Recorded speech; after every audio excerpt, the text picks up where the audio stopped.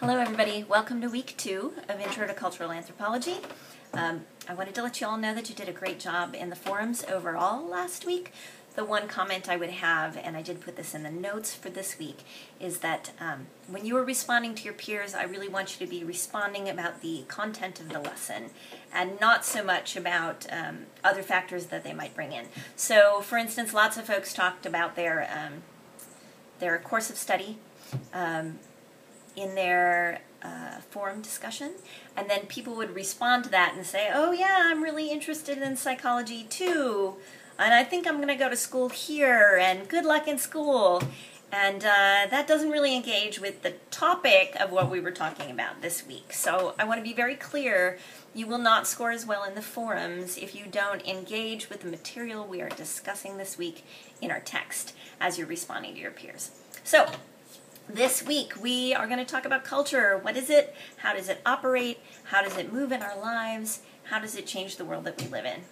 And we're going to start with a really important thing, and that is that we as Americans are enculturated. So we grow up in a society and learn from that society to think of ourselves as individuals rather than as parts of groups, which is very different than many cultures around the world. But here in the U.S., we think that we are making all of our own choices about how we live, what we look like, what we do, who we marry, and it's important to note that anthropology strongly believes that in a lot of ways that's not true. So we're going to talk in this lesson today about things that we do in groups, more than things that we do as individuals. We will talk a little bit about how folks contest their own culture, but mostly we will be talking about what we think of as ideal culture, or the expectations that are shared by groups.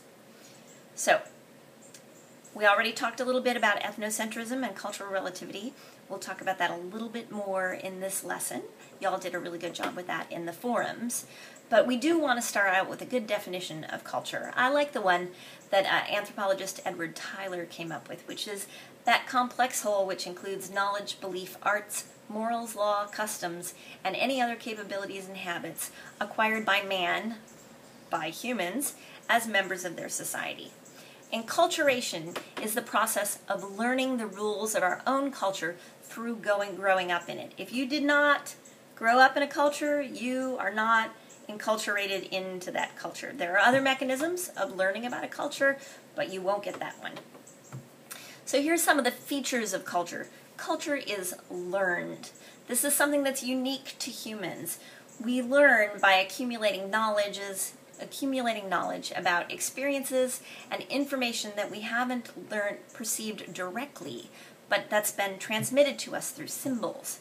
Now, a symbol is something that has no actual connection to the thing that it signifies, but we have a common understanding of what it means. So, for instance, a nonverbal signal would be this. Like everybody knows, time out, we're going to take a little break, right? There's nothing about this motion of my hands that is directly related to the idea of stop, take a break, right? Okay. So, you learn about culture through growing up in enculturation, but there are other ways of learning about it. One of those is that when you live in one group and your group comes in constant and ongoing contact with another group, first-hand contact, then you are experiencing acculturation, where you are picking up cultural features through that connection you have with that other group. We experience a lot of this now, especially if you live somewhere other than the U.S. that is picking up all kinds of American cultural features through being exposed to their movies and media and popular culture. There's also independent innovation, or independent invention, where different groups come up with things that are necessary for them to live in the world, creatively finding answers to that. It could be that one group could come up with something and another group would come up with something on the other side of the world, and those have a lot to do with one another. And the reason for that would be because they are reacting to the same sort of forces in their environment. An example of this might be agriculture, right? Where agriculture was invented in two different parts of the world around the same time as people became more settled. Okay. Oh, I have gone Too far. No. So funny trying to read your notes on one hand and do the video on the other hand. Okay. We also have the idea of diffusion, where we spread cultural traits through borrowing from other cultures. This has happened throughout human history, and it can be direct when two cultures trade or intermarry or wage war on one another, or it can be indirect when cultural practices or traits move from Group A to Group C via Group B without any direct interaction between C and A.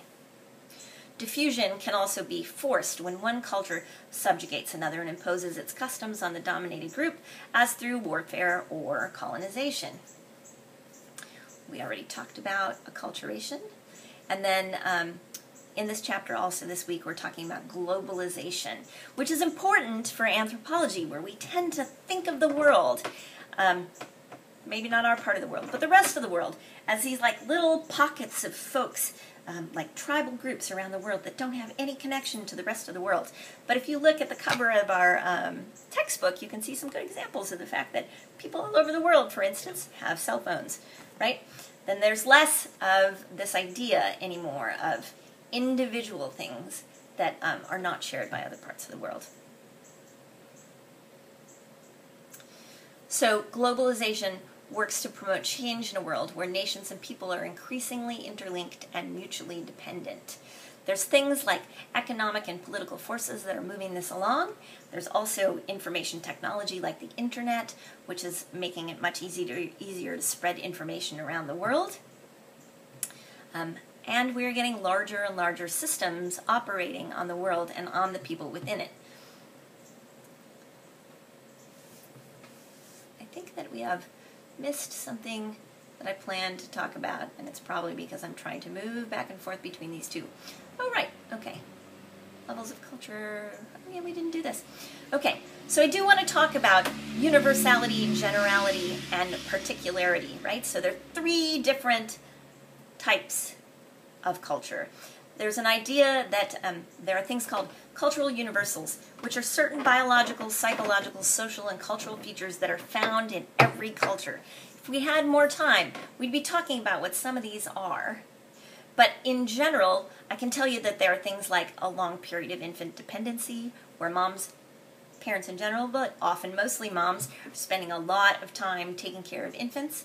We have year-round sexuality and a complex brain that enables us to use symbols, languages, and tools. Some social universals include life in groups and families of some kind, although often students think that a nuclear family would be an example of a cultural universal, and it's not. We also have cultural generalities, which occur in certain times and places, but not in every culture. And the best example of that is, in fact, the nuclear family, present in many, but not all societies. In fact, this idea that monogamous one-man, one-woman marriage is the prime method for human beings hooking up with one another throughout the world is actually not true, and we're going to talk about that quite a bit on in the class. I do want to make sure that you understand that the idea of the nuclear family as the natural family group or the biologically determined family group is an ethnocentric one, right? That's our experience, and it's the experience of much of the Western world, but it is not the only way that human beings live together in families. Cultural generalities may arise through cultural borrowing, such as diffusion, inheritance from a certain cultural ancestor. So, for instance, we share a lot of cultural features with Europe because a lot of folks that live in the U.S. migrated here from Europe. And then also through domination imposed by one powerful group over another. And again, if we had more time and we were talking to one another face to face, we would talk a little more about the effects that colonization has had on our own culture. And we'll get into that a little more as we move on in the class. I do want to be clear that we're going to talk in this class about three different levels of culture. One, this idea of national culture, the experiences, beliefs, learned, patterned values, and institutions that are shared by citizens of the same nation. Again, something that is contested. International culture, cultural practices that extend beyond and across national borders, often moved along by this process of globalization. And subcultures, which are identifiable cultural patterns and traditions associated with particular groups in the same complex society. So again, we could talk a little bit about subcultures like hip-hop subculture or queer subculture, or the different groups that think of themselves as races in the U.S. as all being subcultural groups. Okay, that might be as much as we have time for before YouTube says your video is too long. So, but we are also in this class for this week going to read an article, a classical anthropological article called Eating Christmas in the Kalahari. It was written by Richard Lee in 1969, and it is going to show us a particular type of cultural clash as one anthropologist goes to the Kalahari Desert and tries to give a gift to the people that he is working with. I would like you to read through that, have some kind of grasp of what sort of misunderstanding did Lee have with the Kung people, and how this is different from Americans when receiving a gift. I'd like you to think about what the purpose might be of the Kung's practice around gift giving, and how does it make their group more adapted to their environment. I'd also like you to think about whether that particular anthropologist, whether Richard Lee, would be likely to go back to his own culture and incorporate that practice into his own experience of the world. So, you'll get to think about that some more as you're working on this week's discussion. I do want to remind you that for next week we'll be reading Kotek, Chapter 3, Method and Theory. We're going to be reading from our reader, pages 20 through 30, Fieldwork on Prostitution in the Age of AIDS, and we will be having our first quiz during week 3. I'll put much more information about the upcoming quiz into our classroom closer to the end of the week, and I hope you all enjoy the readings this week and the much longer and more detailed PowerPoint discussion of the material from this week's reading.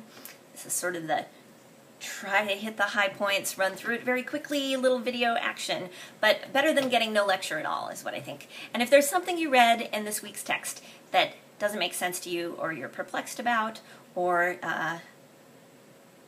just you feel a little confused, you can totally shoot me off an email or come see me in office hours. I'm always glad to help. Thanks.